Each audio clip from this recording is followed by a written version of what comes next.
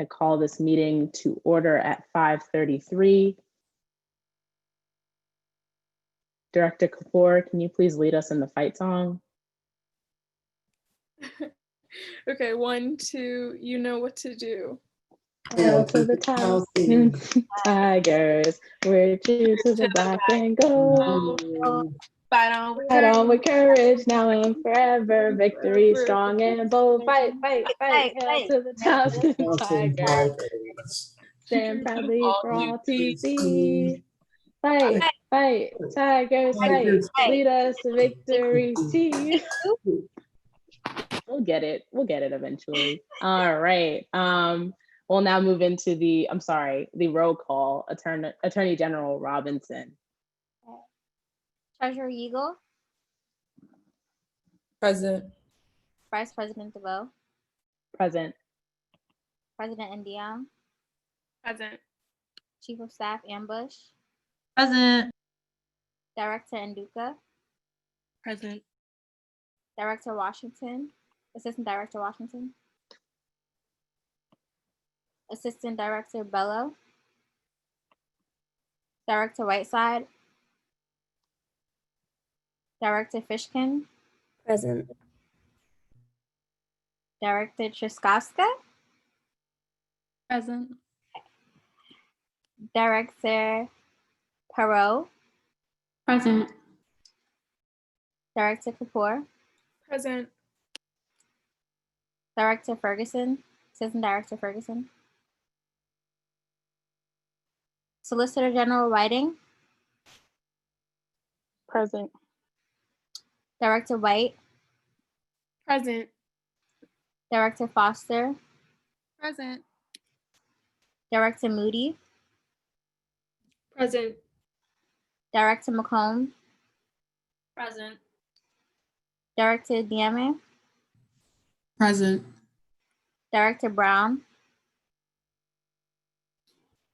Director Kemp, Present. Senator Jackson,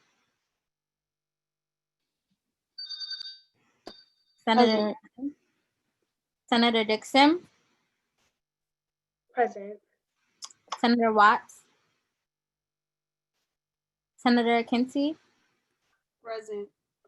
Senator Kutcher, Senator Newman, Present. Senator Afe, Present. Senator Goodman, Present. Senator Williams, Present. Senator Harding, Present. Senator Tromble, Present. Senator Teddy, Present. Senator Odetoye, Senator Wheeler, Present. Senator Teklu, Present. I'm sorry, Pro Temp Wheeler, my apologies. Senator Greenspan, Present. Senator Eaglin, Present. Senator Rink, Present. Justice Foreman, Justice Sherman. Present. Okay, thank you, everyone. All right. If everyone can keep their cameras on just for accountability purposes, unless you are given permission to do otherwise, please remain in the call so we can see your beautiful face. Thank you so much. We'll now move into the approval of the minutes. Are there any amendments to last meeting's minutes? If not, we will move into amendments to the agenda. Are there any concerns concerning the agenda? All right, if not, we'll move on. There are no guest speakers today. Is there any public participation or student concerns? In the live, if there are any students that wish to raise any concerns, they can do so now in the comment section. If not, we will move down to communications. I recommend that a senator strikes all communications, excluding President Ndiong. Would you like to provide any report or? Yes, I have one briefly. Okay, wait, hold on. Sorry, we have to amend it first. That's okay. I'm so sorry. All right, so I make a recommendation that everyone strikes all communications, excluding the president's report. Point of order. If you Attorney are General. not present on camera, could you please turn your camera off? Like if you're doing other things. Thank you.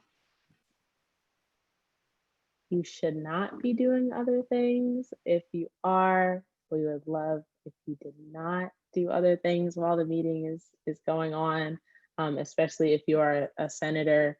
You'll need to give your undivided attention to vote on behalf of the student body. So please, if you can be present in the camera, that would be ideal. Senator Goodman.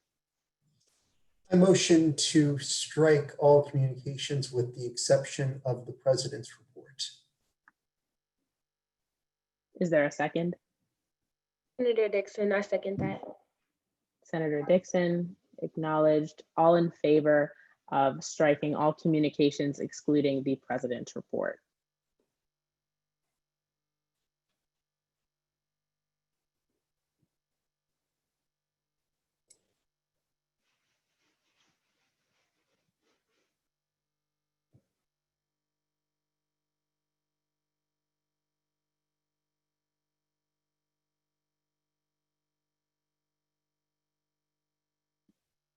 All opposed? Abstaining?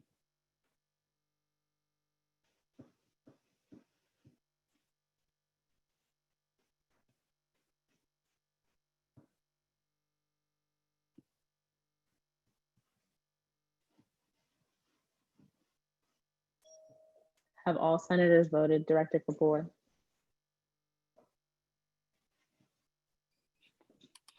There's only 15. Also, just a little side note, when Jordan says favor or if you abstain, please try to do it when she mentions it. Otherwise, it does get confusing in the chat.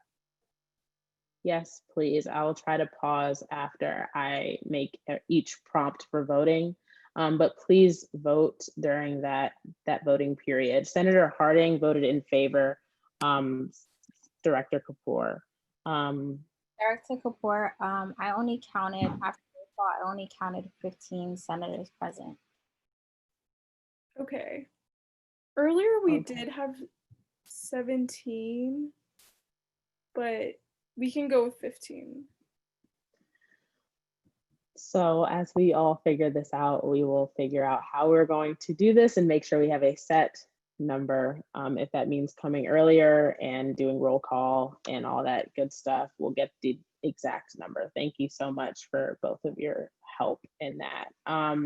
The motion has passed to strike all communications, excluding the president's report. President Ndiong. Good evening, everyone. I just wanted to update you on a few things. I had my first USM meeting this past Sunday. It was more so just for introductory and getting to know the higher ups. They're very focused on civic engagement because this is an election year. That was one of the biggest things that we discussed. And they're also really focused on making sure that all the USM schools are handling the pandemic properly. That's pretty much the main details of in the greater span. If you want specific meeting notes, I can always give those to you. There has now been an alternative resolution process for a code of conduct. I had a meeting with them last week. They've updated it on their website if anybody wants to check that out. And I had one more thing and it just disappeared from my mind. So if I remember it at the end of this meeting, I will tell you. But that's the gist. Announcements. During announcements, we will revisit that. Thank you, President Ndiong. Are there any opinions of the court? Justice Sherman, if there's no opinions of the court, just say no opinions of the court. No opinions of the court. Thank you so much. All right, well now there is no unfinished business, so we'll now move into new business. First being, oh, I see. So Director Foster will be confirmed tomorrow. So I recommend that a senator strikes resolution number 6 from the agenda. Oh, my apologies. There's an issue in the agenda. Strike resolution number 6 and amend resolution number 7 to read resolution number 6. The athletics fee bill is resolution number 6. My apologies for that. That's my fault. Senator Goodman. I motion to strike resolution number 6, or no, you said strike resolution number 7. So amend resolution number 7 to read resolution number 6. I motion to amend resolution number 7 to read resolution number 6 and to strike out current resolution number 6. Is there a second? Senator Trumbull, I second. Thank you. All in favor?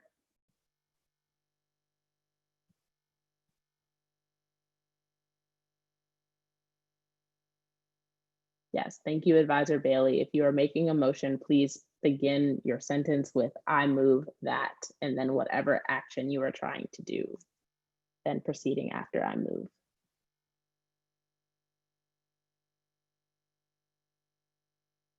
All opposed?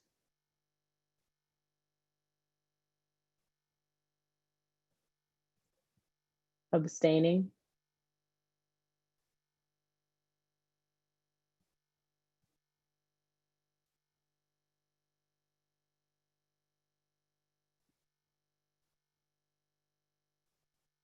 All senators, please vote during the voting period. All in favor of striking resolution number 6 from the agenda and amending resolution number 7 to read resolution number 6. All in favor?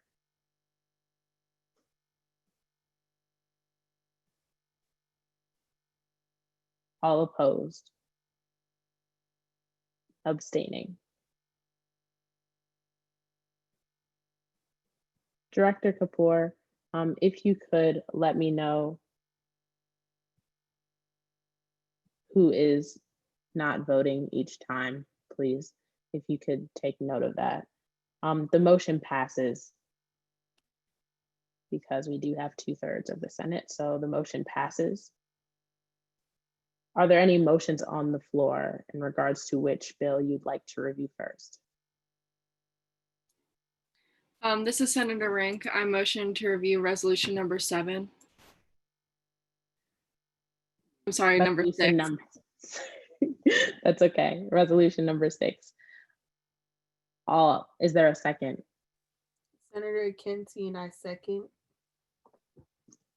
Thank you. All in favor of reviewing resolution number 6?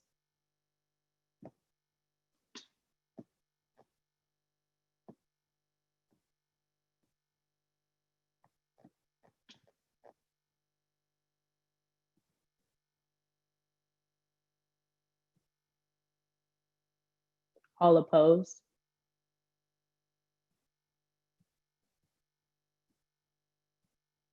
Abstaining?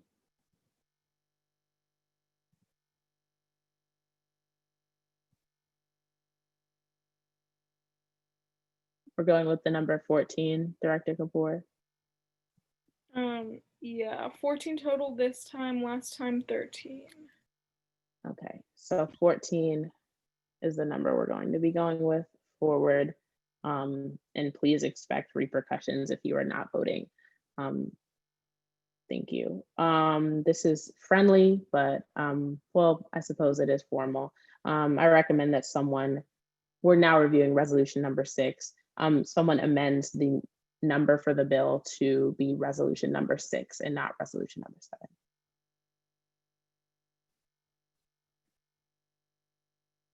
That is my recommendation. Was that recommendation not already previous when you made the recommendation to strike resolution 6 and amend resolution number 7 to read resolution number 6. I think you already included it. So that was an amendment in the agenda, but it wasn't reflected in this document, unfortunately. Okay. Thank you. Thank you. No, that's a good question. Yes, that is my recommendation in this bill to amend it to say resolution number 6. And excuse the missing line numbers. The senators are getting used to using the template with the line numbers. So just be specific as to what area in the bill you're referencing. If you are making a motion. Vice President DeVoe, I apologize. Could you reiterate your recommendation? My recommendation is that a senator makes a motion to change resolution number 7 in this bill to read resolution number 6. And I realize now that I am not sharing that with you. Am I sharing that with you? No, I'm not. So sorry. I see. My apologies. That was, I was asking you to make a motion on something you didn't see yet. My apologies. So yes, here is resolution number 6. Can everyone see that okay?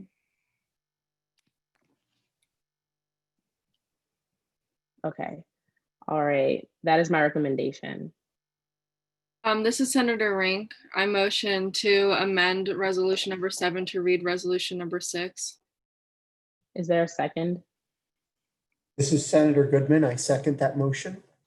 All in favor to amend resolution number 7 to read resolution number 6?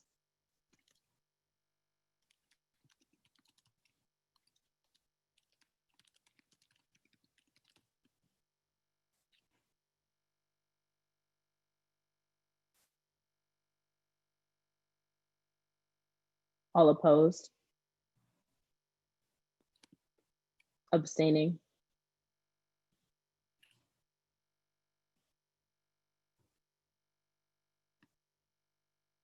Abstaining?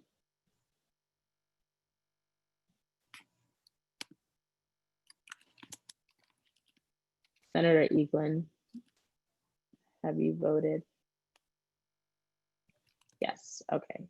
Sorry about that. I might have missed your vote. Thank you. All right, the motion passes. We're now reviewing resolution number 6.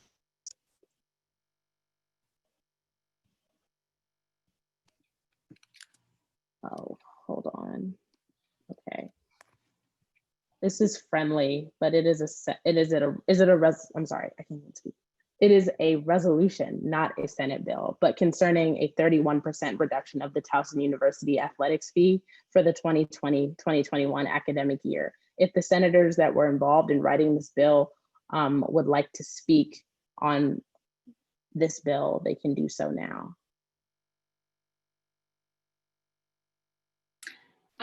This is Senator Rink. I would like to make a comment about the bill.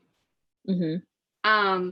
I just wanted to explain, even though it does read in the whereas section where the percentage came from, I just wanted to explain Senator Odutoye and my thinking in choosing that number.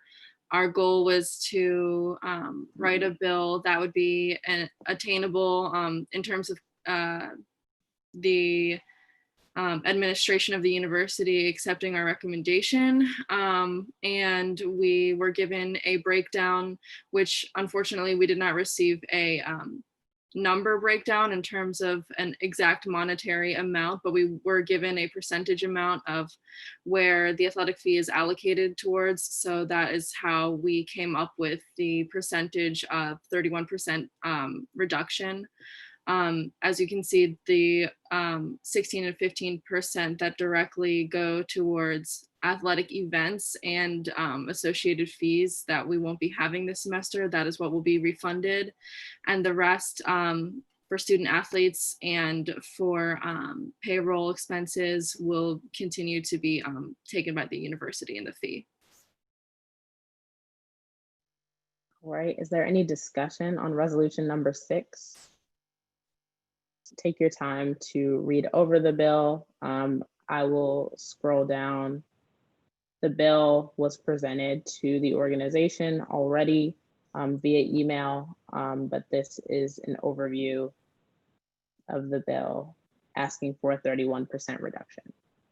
And here is the context for the bill in the whereas sections. Is there any discussion? Hey, Jordan, I called in. Can the senator possibly yield their time so that I could speak? Oh, that's fine. Senator Foreman, Justice Foreman, you're fine. You don't have to, you have the floor. Go ahead. All right, thank you. I first want to say thank you, senators, for making this legislation. I think it's absolutely essential that we do cut the athletics fee.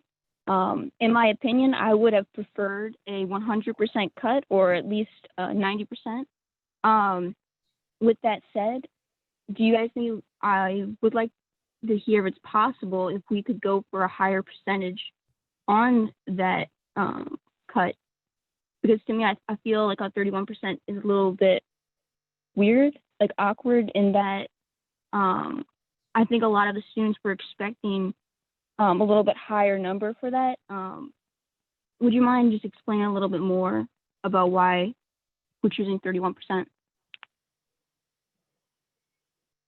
Senator Rink, if you could provide those percentages that were made available to you, just for context for everyone. Sure. Ben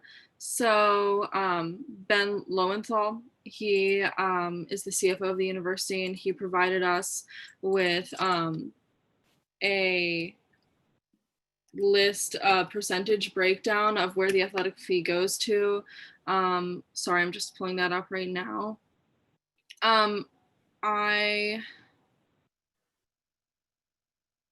Sorry, give me 1 second to find the breakdown. Here we go.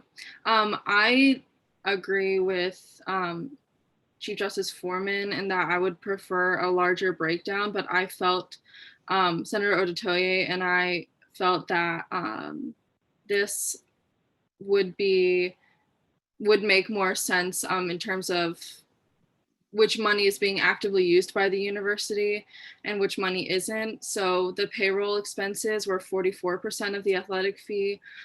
Student scholarships were 25%.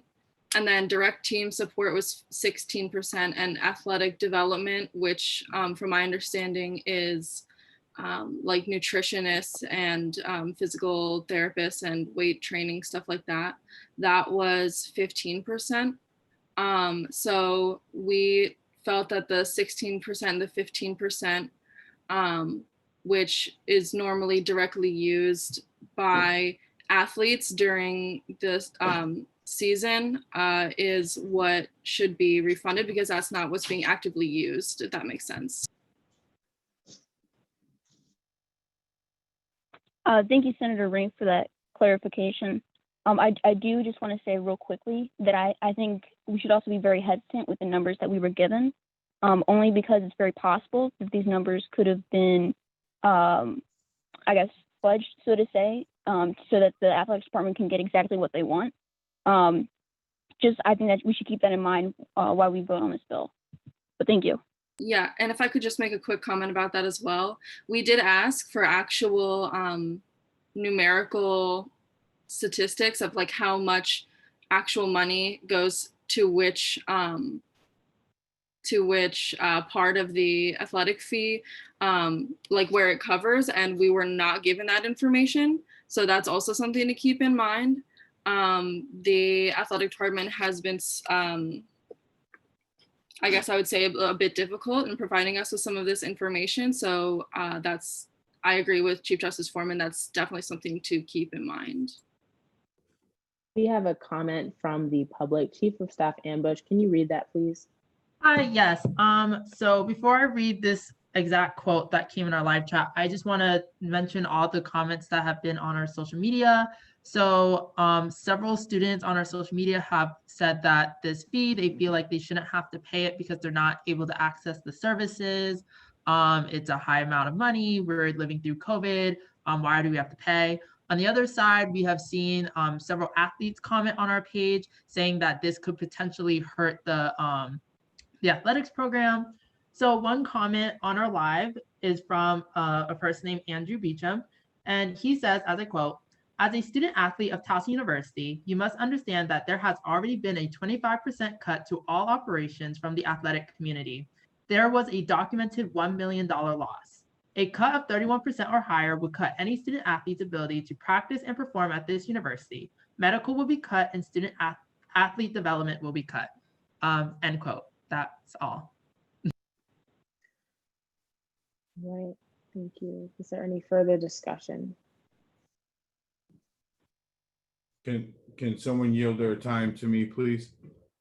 Advisor Bailey, oh, if you have a question or comment, just put it in the chat, but go ahead.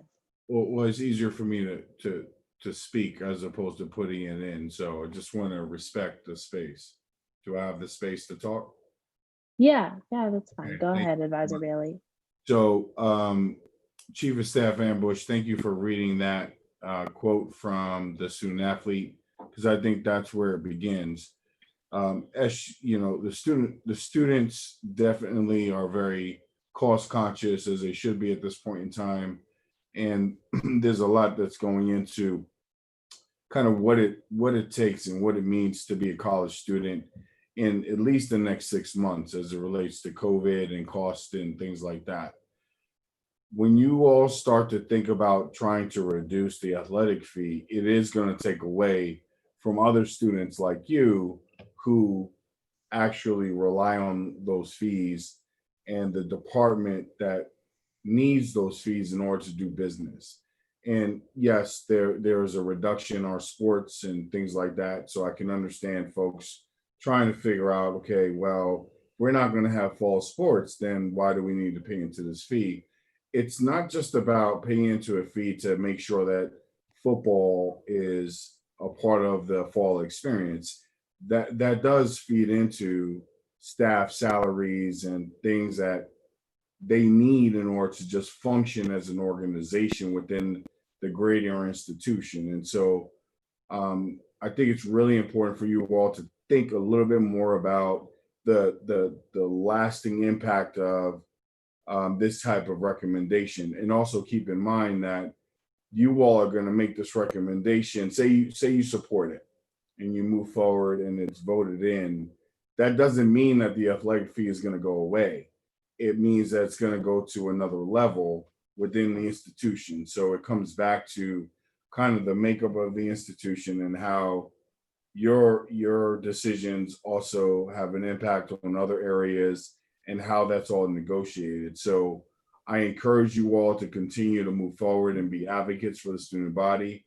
Just continuously think about, okay, we make this recommendation, but there's still another layer of conversation that your president, vice president, and the executive body will need to be a part of in order to move this forward.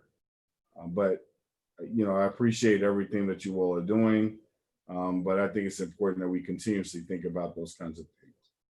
Sorry. Don't apologize. You are okay. I just want everyone to think, given that we don't have the numbers in front of us, unfortunately, we were not provided with that information. The bill can be passed saying that you would like a reduction without an exact percentage being provided. And that would set the tone for the university that we would like, if that's what the Senate, that's your pleasure, then you can vote for a reduction and strike the percentage altogether. There doesn't need to be a percentage in the bill. But there are certain costs that naturally would not need to be paid for without competition this semester. So I just encourage you all to think about how you can lay the framework while still serving the good of the entire institution. So I see a couple of comments and questions. Director White. I don't know if this kind of goes along with what everybody else has been saying. I was just wondering, is there any way for us to know whether or not payroll includes student work? Because I do understand that there are some people who whose jobs are whose student jobs that they get through FAFSA. and the money and like that financial aid, those jobs are connected to like games and working those athletic games. So if we cut this, would that also affect people's aid? And so if it doesn't, then how would they get compensated for work that they aren't necessarily doing, if that makes sense? That absolutely does make sense. Attorney General Robinson, and if anyone wants to respond to that, feel free to respond. So going back to Andrew's comment, just for clarification, because of COVID, are athletes allowed to practice or perform right now? Question. I think some are to a certain degree. I'm sorry to just jump in. I believe they're allowed to work out and do some low-level stuff, but I can look into that. If it helps with this conversation, I won't be able to get the answer today. And I know that wasn't directed at me, Attorney General Robinson, but I was just thinking like, might as well just chime in. So they're not allowed to have games right now. Say it again. They're not allowed to have any games right now due to COVID. No, Towson is opted out, so they won't be having any games. But similar to the comment that was made before you chimed in with the question, the funding is really intertwined. Like, so I'll give a really quick example. My funding for my office and student activities comes from a majority of the fees that you all pay into the institution. And so that's very similar to other departments. And athletics is one of those departments where students pay, a set number of fees, whether it be $10, $12, $15, $20, whatever the amount is, you pay in, and then that money is filtered over to the department. And then they have to go through they have to create a budget, get that approved. And in some cases, the funding does cover staff salaries. So I'll give you an example for you all, SGA. You all, the students pay an SGA fee, and a portion of your funding goes to the payment of 2 full-time staff members who are not on this call right now. So Miss Vicky Young and Miss Mary Leeper. If you recognize those names, then you'll understand who those people are. But at the end of the day, it pretty much covers their salary. So if you were to decide to cut that out, then in essence, you're cutting out the livelihood of 2 professional individuals who support you. In the athletic world, it's a little bit different. You don't see how that all works out, but at the end of the day, it's still in part covering some people's livelihood to just, be a salaried employee on campus. Okay, thank you. All right, Director Truskowska. Oh, wait, sorry. I think I had a comment earlier about student athletes that would not be able to be here if it wasn't for their scholarships. So with that being said, I do think that it is vital to still have that active use of the fee still being paid and still being present. But also with that being said, I do kind of wish that we did have more of a numerical breakdown in terms of dollar amounts. So I really liked the idea that you presented earlier, Vice President DeVoe, about just saying we want to decrease in, sorry, my dogs are very active at the moment. But I do agree that I think that we should kind of have it as still a decrease, but not necessarily just leave it at these percentage amounts if people do still feel uncomfortable with that. Thank you so much. And to be clear, Senator Rink, the 16% for direct team support and the 15% for student athlete development makes up that 31%. Correct. Okay, great. So scholarships would remain untouched. Correct. As written. Correct. Okay. The payroll, which does cover student jobs and as well as professional staff, and the athletic scholarships would remain. Okay, Good to know. So the payroll and scholarships that were mentioned would be untouched as written, as this bill stands presently. So what we would be reducing with that 31% would be the direct team support and the athletics development of students, just so everyone is clear. And let's see, Solicitor General Whiting.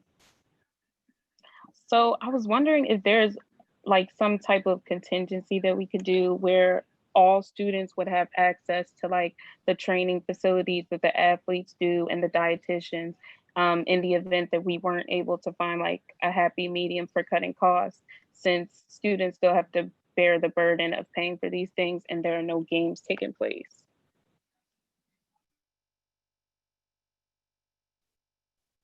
That is a new perspective. Is there any further discussion, or if anyone would like to make, oh, I'm sorry, there's further discussion, I see. Your question was answered. Chief of Staff Ambush, was there another comment made? Yes, to clarify who Andrew Beecham is, he's the Towson University Student Athlete Advisory Committee President for this upcoming year. Basically, his role is to connect athletes and the administration in the university. He also wanted to clarify that athletes are practicing this semester and the season has not been cut. It has just been suspended. So there are going to be games within volleyball, men's basketball, and women's field hockey, but they are currently trying to find alternative ways to play. Okay. And Advisor Bailey has now shared that all teams are practicing this semester and winter sports are having games as well. Athletics only opted out of fall sport competition and their payroll does not include student pay. And yes, and if you're making a comment, please wait to be acknowledged because those live streaming can't see comments made in the chat box. Director White, did you have something else to add? Yes, it was a question. So I recall Advisor Bailey mentioned that SGA was a department that had a little bit of a surplus in money and we were able to do things with it just in terms of our own maintenance. But are there other departments that may have a surplus in money due to COVID, due to the fact that like they may not be able to have certain events that cost them money or just do certain things that cost a lot of money? And could we use that surplus to almost supplement that athletic fee so that students may be able to get a little bit more back? Does that question make sense?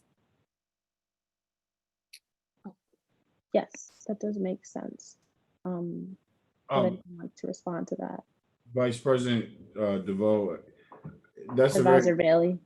That's a really good question. I think we would need to explore that. This is the first time in a very long time in my professional experience where we've seen across the board university budget reductions. SGA doesn't have to worry about that. That's you all have not seen that reduction.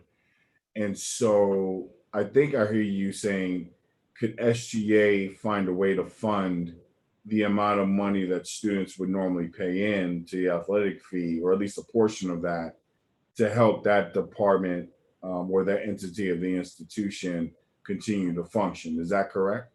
That's correct. And I'm also wondering if we can inquire to see if there are other departments on campus that can do the same thing. So maybe student activities may have a surplus, or like just other departments that may have more money than they expected, if that makes sense. It definitely does. Unfortunately, we don't. And I'm not just talking about student activities, because across the Division of Student Affairs, which encompasses a number of different departments, including my own, we've all been asked to reduce our budgets.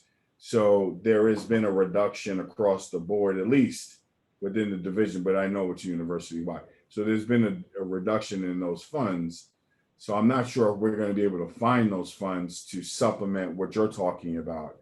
However, is it a conversation that could be had between the leadership of SGA and the financial side of the institution to say, okay, SGA is going to hold on to this pocket of money.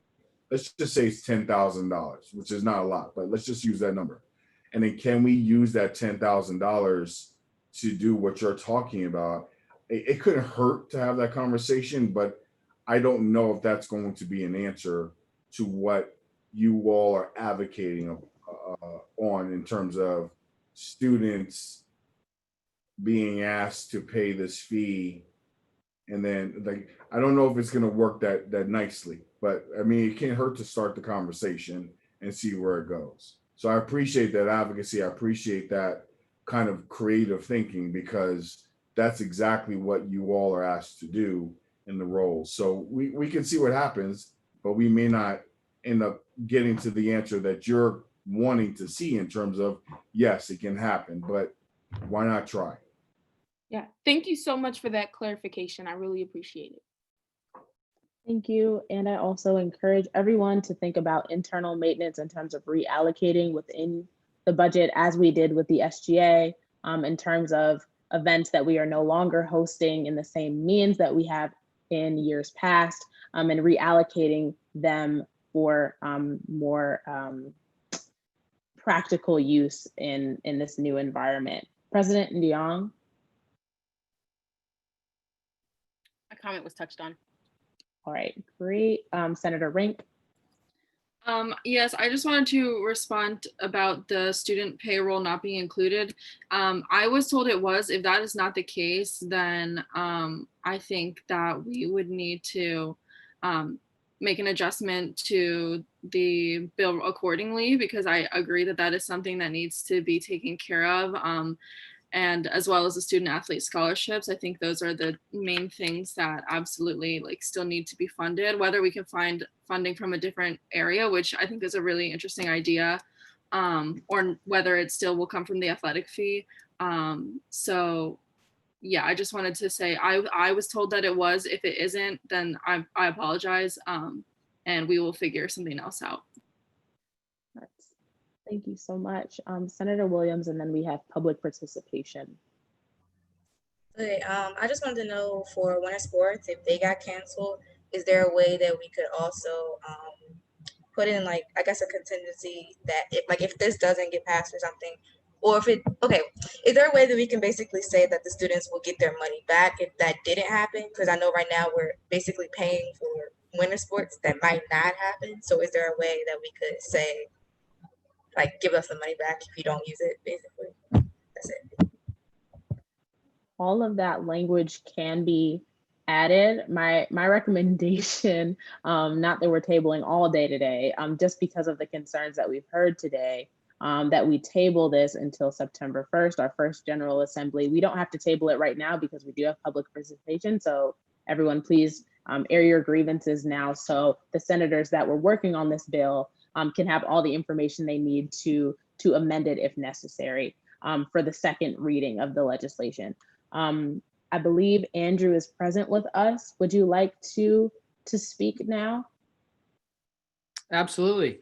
Hi, everyone. My name is Andrew Beecham. I'm the Towson University Student Athlete Advisory Committee President for this whole year. And I hopped on immediately after today's Instagram picture when you guys were going over the resolution number 6. And I just had some concerns about what that means for the likelihood of our student athletes and the likelihood of our administration and the employees that are able to put together the Division I experience for everyone that is involved. If you really break it down, there's 600 athletes around Towson University's campus, and everything that we put in to that fee is used. I was discussing with some of our administration today, like the Athletic Fund Administration, that we recorded $1 million loss, like I said earlier, from the NCAA, from the revenues. We lost a bunch of money from not being able to play last year. We took a 25% cut so that everyone understood that we wouldn't have fall semester sports. But there is still an opportunity for us to have football in the winter or in the spring. We're still figuring that out. There are still sports in the winter. We are still practicing. I myself am involved on the men's lacrosse team. And I know that on August 24th, we'll be heading in to get COVID checks. We'll be getting, we're taking a lot of precautions to be able to play and practice this semester. And with that cut that you guys are attempting to create, it will not allow us to have practice. We won't be able to pay for any of our facilities, the programs that we need to be able to give you guys, the students, the Division I experience. What I've seen is that you guys all come to Towson University and watch the sports. Hopefully you guys watch our sports, but we play the Division I, we play at the highest level for you guys. And with that cut, you won't be able to see any type of sports. That's my take on it. You have to understand also that from last year, there was a 25% cut in everything, and you're adding on top of it another 31%. That brings us to a very low number in operations and our fees and anything that we'll be able to do for this fall and winter. So hopefully you guys will be able to take that into consideration. Thank you for your time. Thank you so much for joining us. That really helps us understand the different factors that play into this decision. So thank you so much for joining us.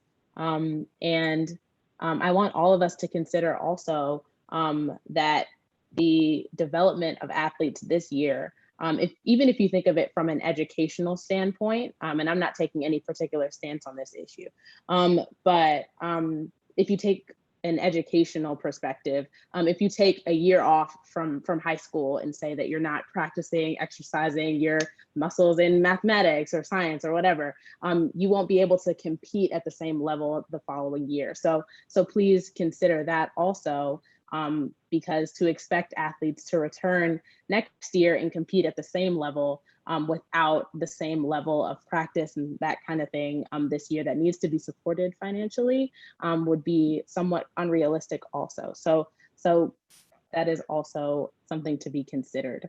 I believe there was another comment. Advisor Bailey has made a correction. Payroll does include student payroll. That is okay. Director, if you could say question or comment again, just so I see if you have a question or comment. Yes, President Dion. I would like to yield my time to Dr. Hurt, the Vice President of Student Affairs. He wanted to speak on the athletics fee. Absolutely, Dr. Hurt. Sure. Thank you, President Dion. I will just briefly say I really appreciate the depth of the discussion tonight, and I appreciated also hearing from one of our student athletes. I know SGA is really positioned to be a strong advocate for our students, and I think it's really important to recognize that the fee does support our student athletes, which is represented by SGA. And so we certainly look forward if there is additional information that SGA desires to help as you continue to discuss the resolution. And I think I heard there may be the potential of tabling the resolution tonight for future discussion. Please know that I'm here to be a resource to, provide information and make sure that there is a vehicle to be able to have further discussion with university leadership. Thank you so much, Dr. Hurt.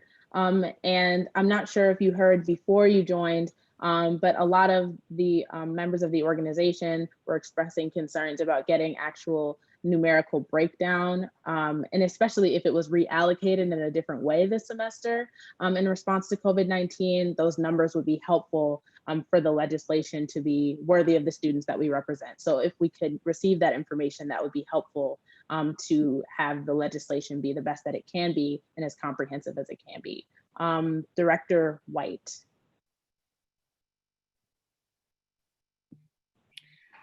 So my question is more concerning, how could like the NCAA, I think NCAA, is that what it is? The just different divisions that athletes play in, how can they also compensate for some scholarships not being able to be provided by universities due to the just the different ways that universities are handling COVID right now? So could like the NCAA or like the CAA, I don't know all the divisions, but could they somehow also compensate for students not being able to get their tuitions from not their tuitions, their scholarships from the university, if the university were to refund some of the athletic fees back to students, if that makes sense? If I could just jump in, I don't know if there's anyone necessarily on the call that can answer that. However, if there is, please chime in. I think that what we should do, which I think was brought up earlier, inviting someone from the higher ups within the athletic department to kind of explain kind of how all the funding works and all those kinds of things will be really helpful.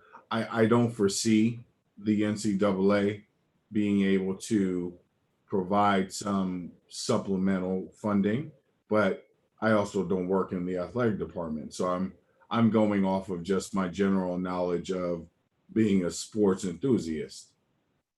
It's a fantastic question, but I don't know if we're going to be able to find a way to reduce the athletic fee and then find another funding source to supplement that reduction at this point in time, because that's part of what the institution is required to do in terms of how they structure, funding for different departments. So, but I would encourage the leadership of the organization to bring in the athletic director and other people who can definitely answer that question.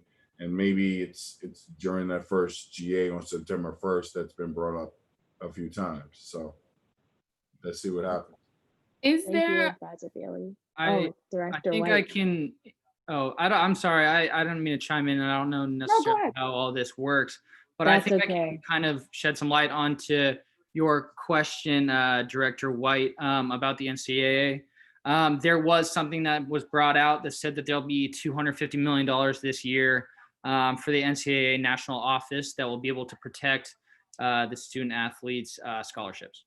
And I also, if you guys need more information, I know I emailed, I forget who, but I emailed him, and you guys can get in contact with me. I have a bunch of connections so that we can answer your guys' financial questions if you guys would like. Thank you so much for that information. And so the reason that I asked that is because if there is a way, I don't even know if we have a representative, because unfortunately, unlike Advisor Bailey, I am not a sports enthusiast. So I don't know if we like get an advisor from the NCAA or anything like that. But if we could talk to somebody that works with Towson from that organization to see how we can just supplement what students aren't getting right now, specifically student athletes, without having to further financially strain our current students, that would be great. Because what it sounds like is there are certain things that these organizations are doing to protect student athletes. And if we could utilize some of that money, I think that that would be great. And it may mean that we can get a little bit, we can give a little bit more back to students. Maybe not the full 500, but maybe a little bit more than what we're talking about now. And I'll just chime in really quickly. I think this is really good discussion, and to kind of reiterate Advisor Bailey's comments. I know that the leadership in athletics, athletics director and that team, representatives would be more than happy to join a future meeting to be able to kind of share more of the context. So I would certainly encourage SGA to make that invitation, and I'm certainly happy to help facilitate that. But I think that will be helpful because they will be able to really respond to these questions and the nuance of what options are available through the NCAA and also respond to some of the more detailed questions about the allocation of the fee and how that is utilized within the department. Thank you, Chief of Staff Ambush. And then I recommend that someone makes a motion to push the legislative discussion forward. Director Kapoor, did you have something? You made a recommendation to table resolution number 6 until September 1st, and no one accepted that recommendation. If it's not accepted at the time, then it Amazing. just forget it ever happened. Thank you. If it's not accepted, that's up to the Senate. Chief of Staff Ambush. I really think that the discussion is going great. I do want to remind people, we keep saying that student athletes are students, and while that is very much correct and we need to take their voice in consideration, please remember that when this was announced, we had over 200 students tell us on social media that they did not want this fee. So I am just reminding the senators that while we are hearing one side on the call right now, go back to our social media and look through everyone who has commented about the fee. That's it. Can I make a comment real quick? Yes, Andrew. Sorry, I keep butting in. I don't know. No, you're okay. What's going It's on, okay. but yes, Chief of Staff Ambush, you did make a very valid point with the 200 students that did report back to you guys, and I saw that there was a lot of feedback given to you guys, positively and negatively. But you also have to understand that there's 600. We have 3 times the amount of people that are trying to not make this go forward. So we as a student athlete population really can't have this go forward. And that's where the discussion needs to keep moving forward with this resolution. And I believe that we can come to a common ground on what needs to be done, I think, with the students to protect their financial security through this really hard time, and also our student athletes and what they need to be able to have and to do in order to give everyone the Division I outcome that we want for this school. Thank you so much. President DeYoung, did you have a comment first? Andrew, if I could ask, what would you say would be the best common ground for this situation in particular? Not that you necessarily have to have the perfect answer at the moment, just so that we have an idea of what you would consider a middle point, so that we could advocate for you and for the athletes at our school, but also advocate for the students who aren't athletes but would be subject to paying the fee. Right, absolutely. And I did a little research today, and I don't know if you guys know what an auxiliary fee is, though, but an auxiliary fee is something that was come around, and it's also tuition and this athletic fee. But there are some things within the auxiliary fee, which is, I think, $1,500 or close to $2,000. That is a very large fee for students. There should be some exploration into what that kind of entails, and maybe we're able to reduce what that is while also keeping up the athletic fee so that we can help out the student athletes, maybe take away from that as well. I know that the tuition's pretty set in stone, but my idea was the auxiliary fee, because that also includes like overtime with teachers. And I know we moved into hybrid and stuff like that, so they may not be in the classroom as much. So they may not be able to help the student athletes in their classrooms, but we are still expected to pay a fee for that. That's what my thought was this morning. All right, thank you so much. Are there any motions on the floor concerning resolution number 6?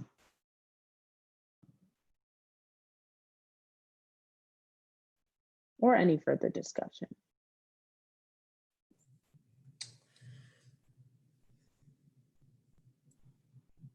I recommend, if there are no motions on the floor, just given the information that was shared today, that we table this resolution until September 1st. You do not have to accept that, but we either need to vote on it today or amend it today and vote on it, or table it. Those are the options. This is Senator Rink. I motion to table resolution number 6. Is that the correct verbiage? I move to table. Yes, you're in the ballpark. Table resolution number 6. Yes, Thank you so much. Is there a second to move resolution number 6? I'm sorry, not to move, to table resolution number 6. Senator Teddy, I second. I heard a couple of people, but Senator Teddy, I did hear you most clearly. So that was a second.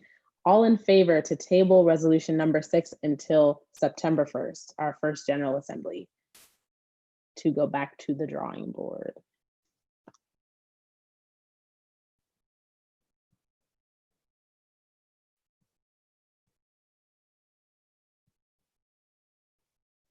And Director Kapoor, since the live stream, they can't see how many people have voted, would you mind announcing the vote once completed? Mm-hmm. Thank you. All opposed? Abstaining?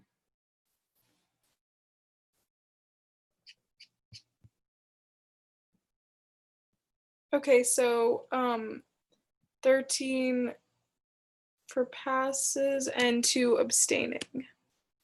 All right, the motion passes to table resolution number 6 until September 1st. Andrew, please expect an email from the SGA concerning continuing the conversation, but thank you for joining us today. If feel free to go, we'll move on to other business on the agenda. Absolutely. Thank you guys very much. And I appreciate you guys taking me in and hearing me out. I will be expecting an email from one of you guys. Thank you again. Thank you so much. Have a great day. You too. Bye. Are there any motions on the floor concerning business for today? We are at 6:35 and we still have budget bill number 1 to review.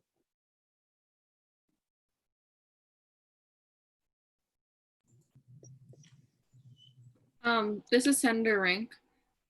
I motion to review budget bill number 1. Yes, budget bill number 1 concerning the approval of the SGA operating budget. Is there a second? Senator Kinsey, and I second. All in favor to review budget bill number 1.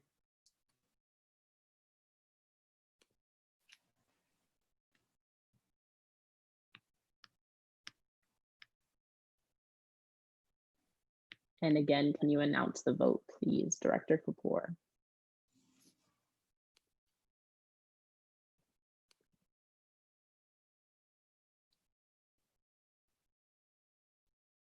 There's 12 currently.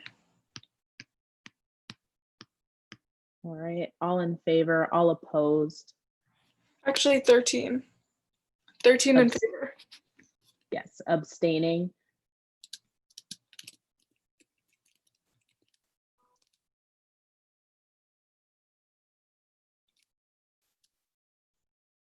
Abstaining?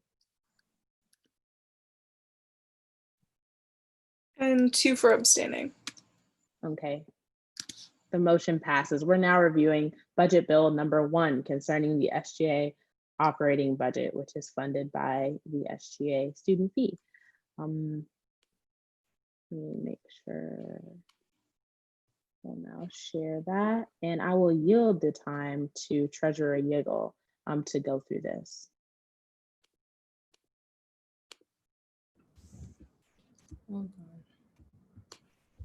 Wait. Vice President DeVoe, can you zoom in a little bit? Yes. Sorry about that.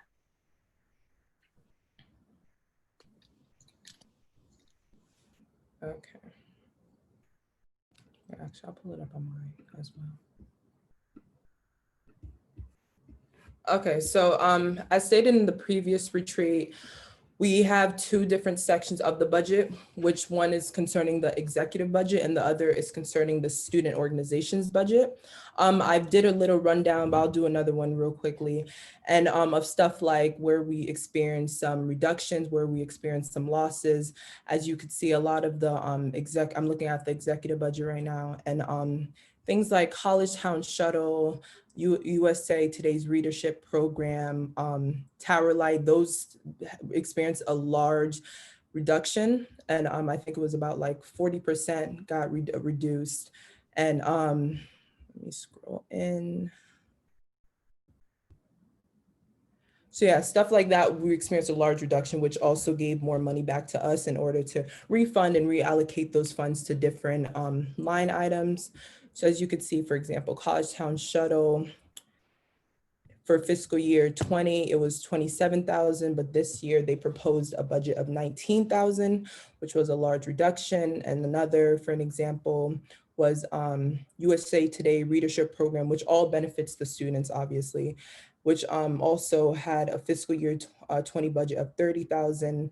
And this year they proposed 17,000, which was also a large reduction. The reason why the executive budget is the number it is, which is 211,480. That's the total for the subtotal for the executive budget, is because I did put in the loan repayment.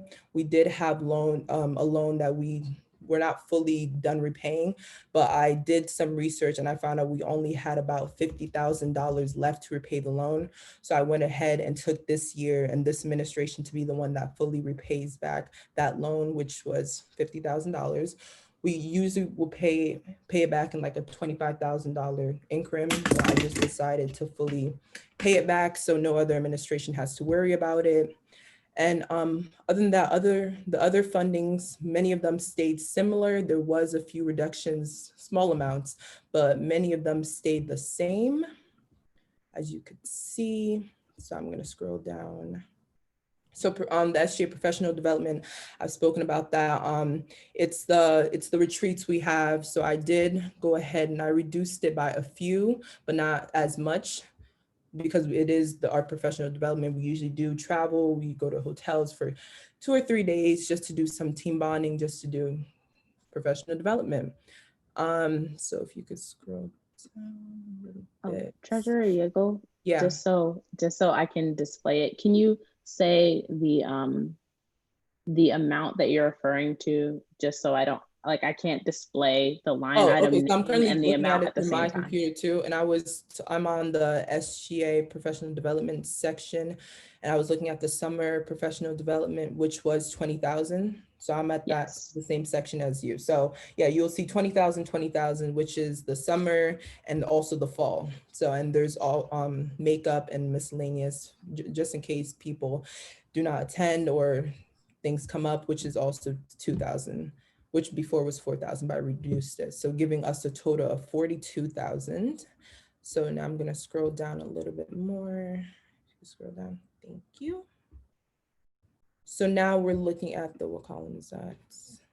Okay, the 96. So now we're looking at the initiatives.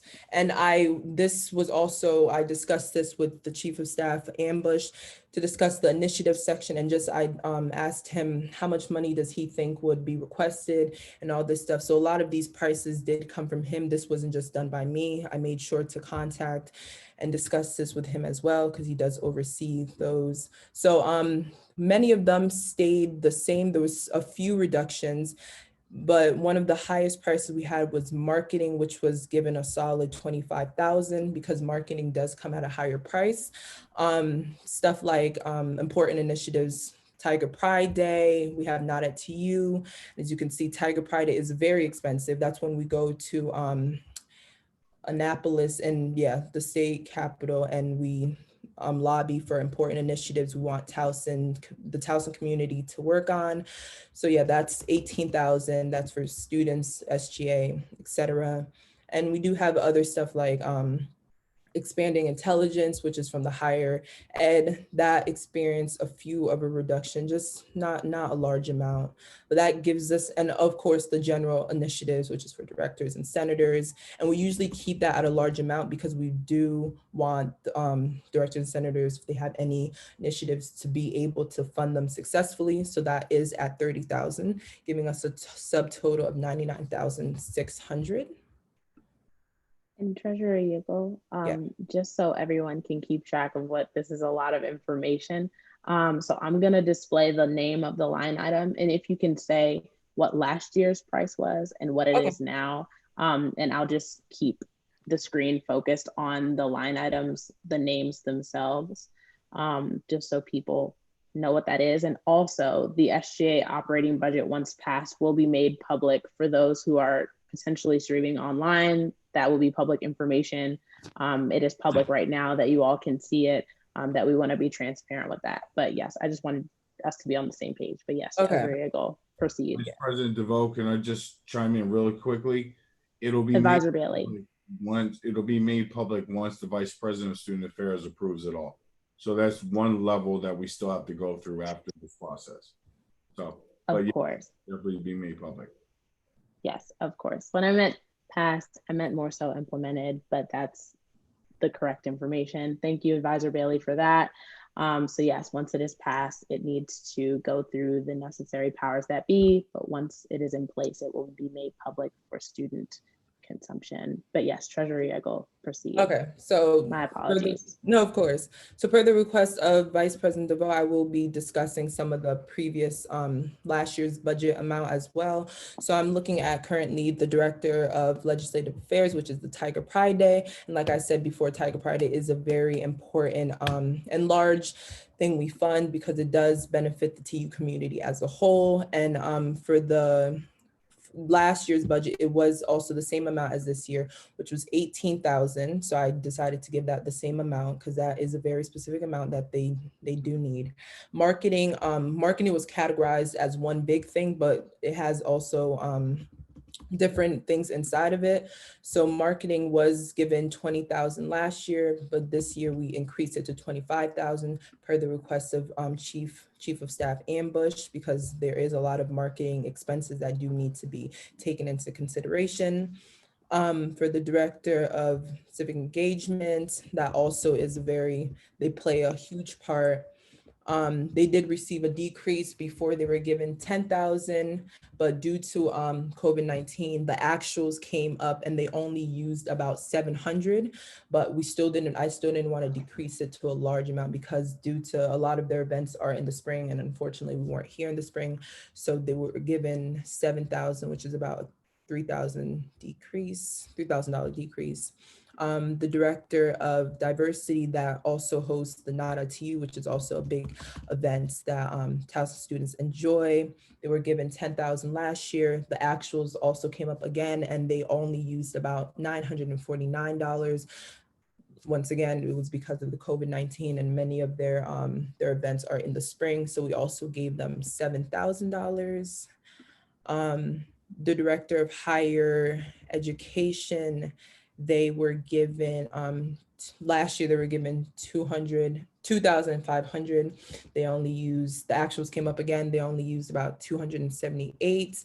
So we did lower their cost to about $500, which was for many reasons, but Chief of Staff Ambush did do some research and realized that that was gonna be the best amount. So, and the Welcome to Towson support and the TU takeover, they personally requested a total amount of about $12,000. They were given $14,000 last year, but due to the new situation going on, they decreased their budget and requested $12,000. So I went ahead and gave them that request. And of course, like I said previously, the general initiatives, which is for directors, senators that want to have initiatives on campus or whatever, they were given about $35,000. Actuals came up, they only used about $10,000, once again, because of COVID-19, but we went ahead and gave them $30,000 because they do need large fundings in case of any sort of events. So the subtotals for initiatives, the actuals of that was $42,194, and that was because a lot of directors were not able to fulfill some of their planned events and all that because of COVID, and we had to leave. So this year, their total comes up to $99,600. So now moving down to supplies. As I said, supplies are also, they're costly and important. So office supplies, I'll start with that. Last year, they were given about $7,000. and they only used 4,421. This year we offered them 6,000. Like, I didn't want to so much decrease it entirely because office supplies are very important. Stuff like technology, phones, printing, they do come at a price. So we did decrease it a little bit, but I decided to keep a lot of the costs the same because we really never know with this entire situation. So as you could see, technology, equipments and all that, those come at a price as well.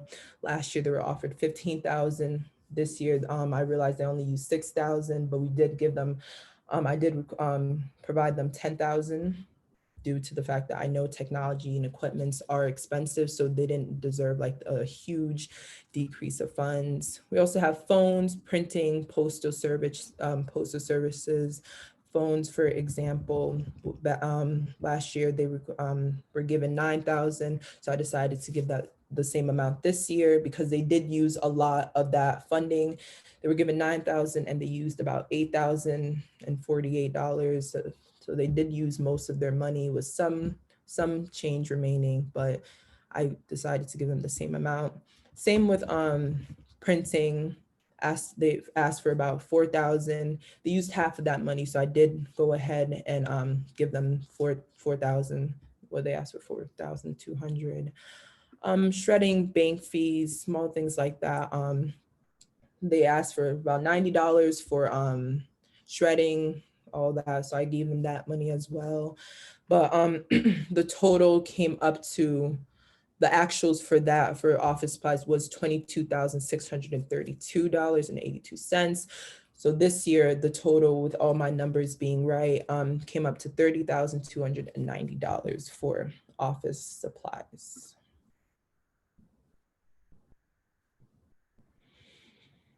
Also, for any of the senators or members of SGA that want to look at it themselves, I know going back and forth can probably not be that easy on the eyes.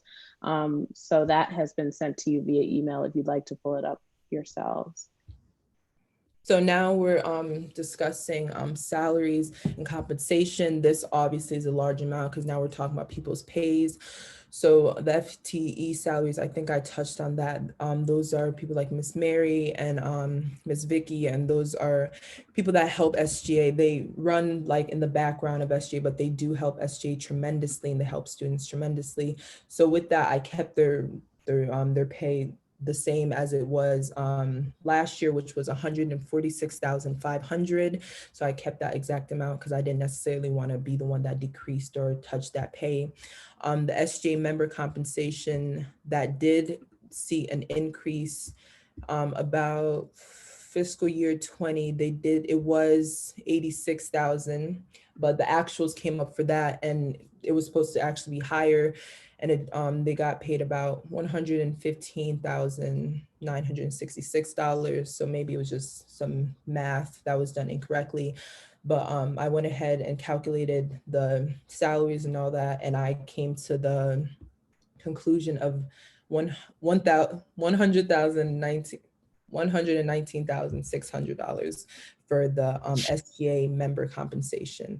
And I did discuss that this year it was going to be stipend based. We were given the opportunity, some of the members, the executive team were given the opportunity to choose a stipend based type. Well, we are doing stipend based, but we were just given the opportunity to have tuition remission and all that. So although it's the same value, I just wanted to make that transparent that we were offered that type of deal of a stipend-based type of payment. So, and with that, the total for salaries and compensation for last year's actuals was $254,575.31. And for this year, with me adding the numbers up, I came up to $266,100. So it did have a little bit of an increase. I could say like maybe $10,000 more or less than that. That was the total that I came to with my numbers. Okay. Treasurer Yigal, given that was touched on, I love the transparency. Would you like to explain a little bit more about how that breakdown is. Advisor Bailey, feel free to share that as well in terms of this compensation for the executive team. Can I yield my time to Advisor Bailey, please? So you can explain that. Well, first and foremost, you did a fantastic job as usual. So great breakdown. You clearly have a great handle on the budget. The executive team is going to be stipend based for this year, and then directors and Senate leadership and judicial, all that are compensated, will be on an hourly wage basis, which is how we functioned in the past. There are a lot of details that went into all that kind of stuff. So I'm not going to get into that right now. We may move to everyone being stipend based as we continue moving forward, because the compensation for SGA will continue to grow because of minimum wage increases and things like that. So for right now, we just wanted to make it a little bit easier in certain cases. There's,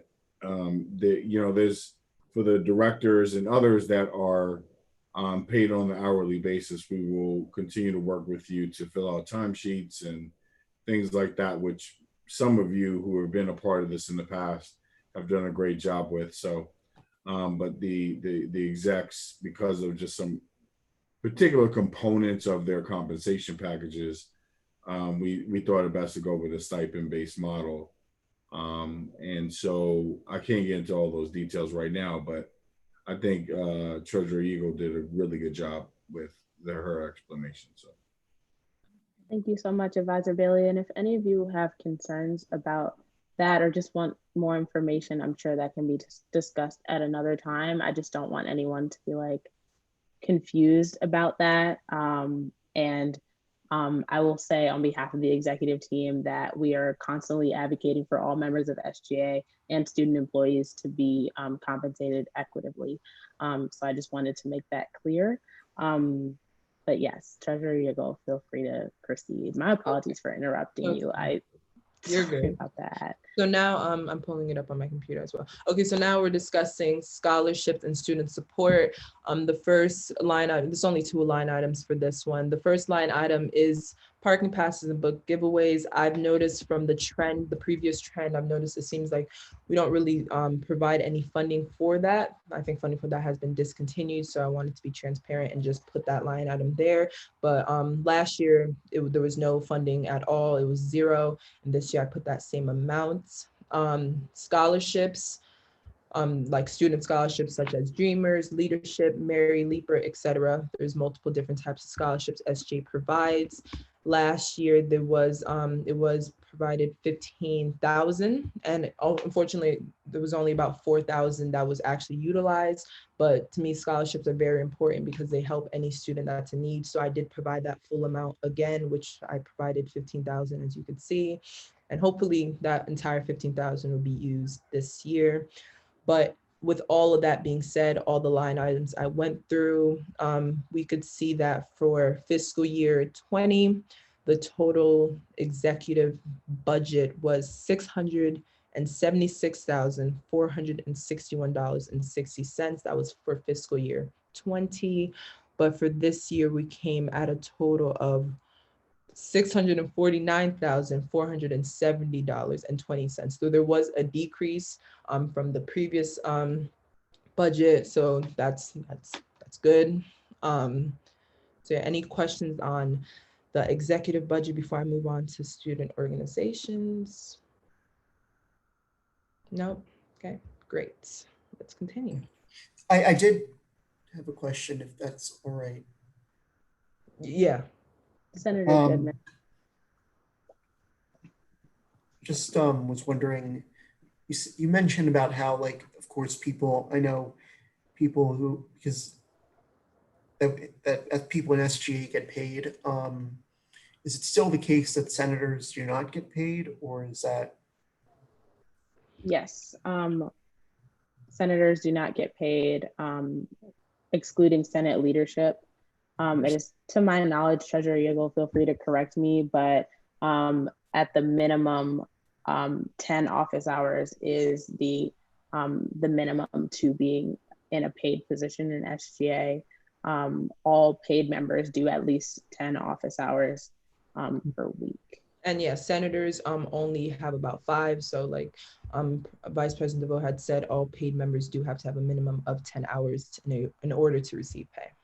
So, okay, now we're moving on to student organizations. So once again, I had mentioned in the last retreat that all the money comes from the students, so it should be provided back to the students. So the student organization does have a larger amount, more funding than the executive budget. So budgeted SGA student groups for both the fall and the spring semester. These are the student organization groups, and they do ask for a lot of funding, but as you could see for the actual of last budget, it was $96,740.67. And for this year, with my calculations, I came up to 97,000, which was about 1,000% increase, which is good. So it's not, I wasn't completely off. The SGA budget for the projected spring semester, as I mentioned before, the spring semester, that's where most, we do see more events, we do see more, live action on campus. So with that, the actuals for the last budget was $118,061. But this year it was only about 107,000, which was a slight decrease for many reasons, but some organizations didn't ask for that much this year. So Campus Life, CAB, they did talk during retreat about their budget, and Julia did go in depth about why they're asking for larger amounts. As we could see that last year, they asked for about $532,000, it's about $500,000 this year. And they were granted that exact amount. And this year they asked for exactly $547,123.50. And I've had a long conversation with Julia in order to understand exactly why there was an increase. But as many of us know, they're experiencing a lot of things right now, and they did explain the budget pretty well. So I did go ahead and offer that full amount because at the end of the day, Campus Life is for the students and it's always going back to the students. So I decided because of that, they do deserve that total amount. So sports clubs, they usually in the past, they have a record of, excuse me, in the past, they do have a record of asking for a significant amount of money for multiple reasons. But because of COVID-19, they did see a large decrease. As you could see, for the actuals for last budget, they asked for about $373,270.50, which is a large amount of money, but for many reasons, sports and all that are expensive, but they did decrease their amount significantly because of COVID-19 from about like $100,000 decrease. So they're asking this year, they requested $247,035.88. So because of that significant decrease and because of me doing some research and discussing it with the sports club's treasurer and all that, they did provide a good case on why they should receive that amount. So I went ahead and provided that amount. Other things like Relay for Life, Tigerthon, Greek Council, and Ujima, those are just some things that SGA has historically been known to fund because those are student-led organizations, so they do deserve that funding. So Relay for Life is an event that usually happens in the spring. Greek Council, we all know what Greek Council is, and Ujima is a Black, what's it called? Like group. So we have provided them for example, for Relay for Life, they asked for 15,000, and they do have a record. Historically, they've been asking for 15,000 for a while. So like last budget, they asked for 15,000 and they used that exact amount. So I went ahead, I contacted them and they did ask for that same amount. So I gave that to them. Tigerthon, which is also a student-based for students type of event, they asked for 10,000. And last year as well, they did also ask for 10,000 and they did use that full amount. So I went ahead again and provided them that same funding, $10,000. So then we have things like UGMA, which I mentioned before was a Black-oriented group. They did receive a decrease. Last year, they asked for about 6,000.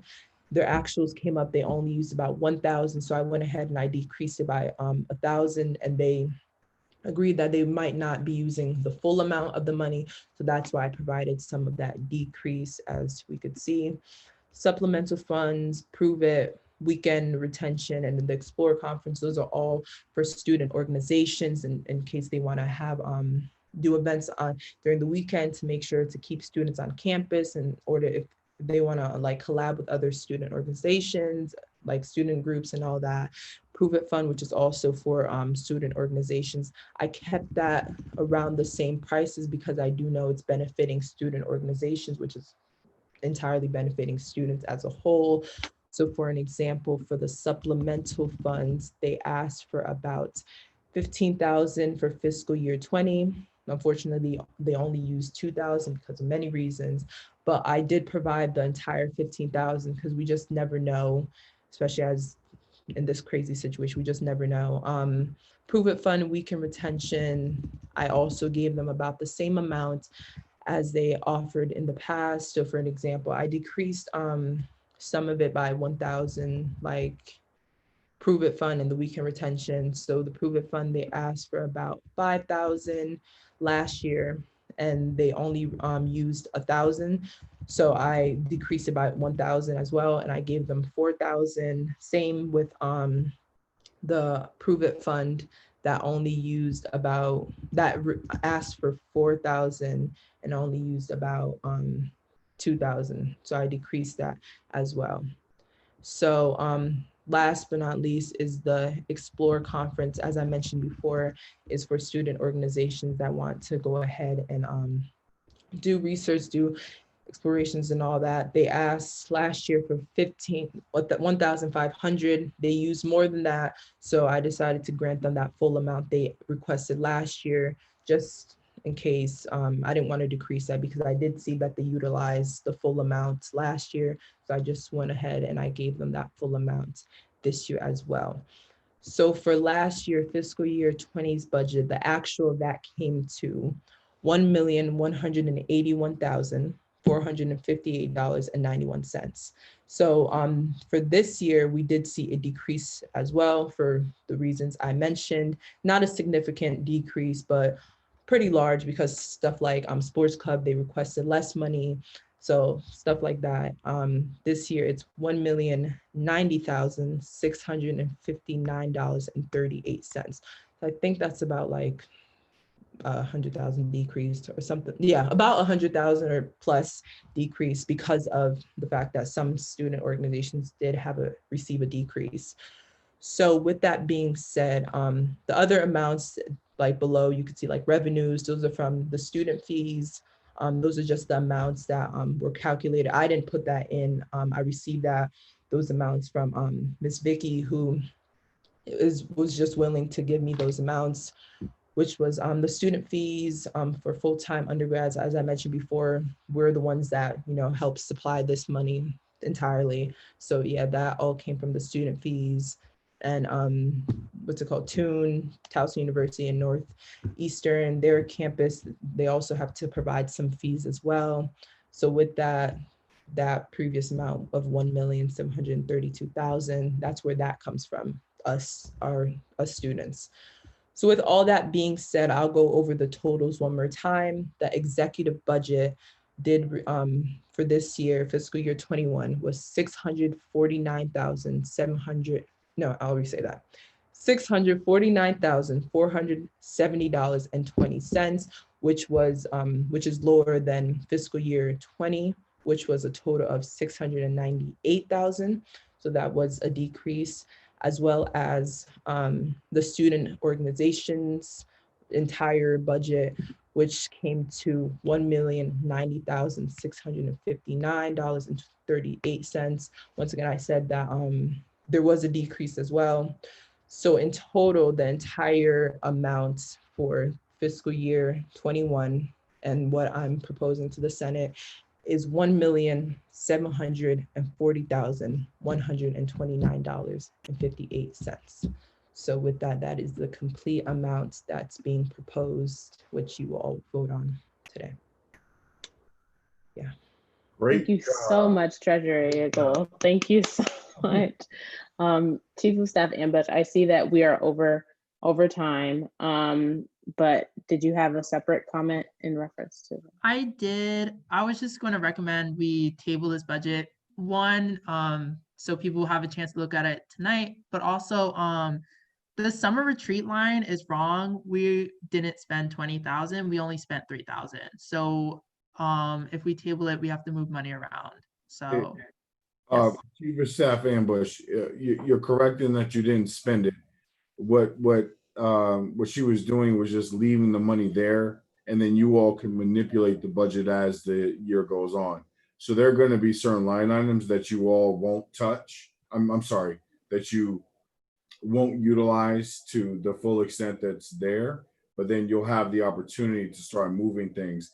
The purpose of what she was doing was just to make sure that the information was conveyed, and then there's a, general, consensus that, okay, in this current structure, this is how we're going to use our money, knowing that there are going to be some changes because of just the general nature of our campus environment. So I don't want to necessarily push back. If we're going to do that, I think it should move to a more discretionary fund. This is because since this is now being live streamed, I don't want to put money in a fund we're not going to use and then have students ask us where that money went. So yeah. Well, thank you so much, Chief of Staff Ambush and Advisor Bailey. Would someone like to accept that recommendation to table this? I also would add to that to table it to tomorrow, given that we will not be reviewing the TUPD bill tomorrow. We will be reviewing that on September 1st. So we will only be reviewing at this time one bill tomorrow in reference to the hate bias policy through HRL. So there is opportunity tomorrow if you all would like to table it until tomorrow while it's fresh in your minds. But would any senator like to accept that recommendation? Senator Goodman? I accept that recommendation. Is there a second? Senator Teddy, I second. Senator Teddy, thank you so much. All in favor to table budget bill number 1 until tomorrow?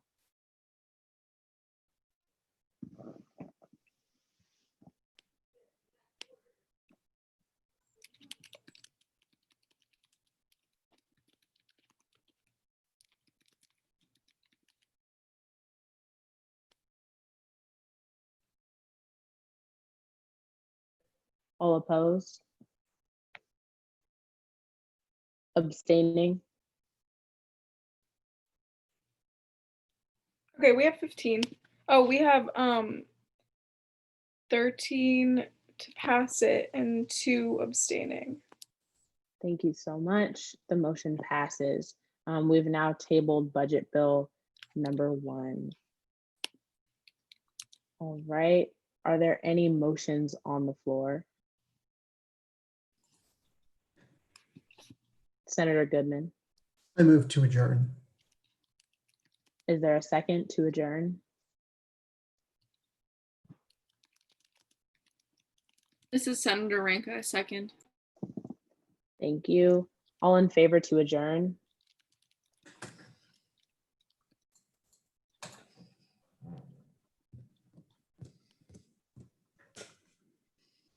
Please hang tight if there are any announcements after we go off of the live stream. I forgot to take announcements if there are any. All opposed? Abstaining?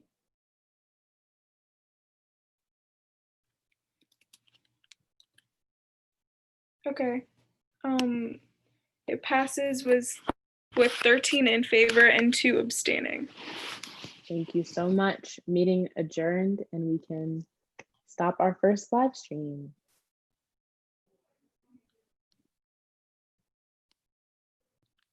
Are there any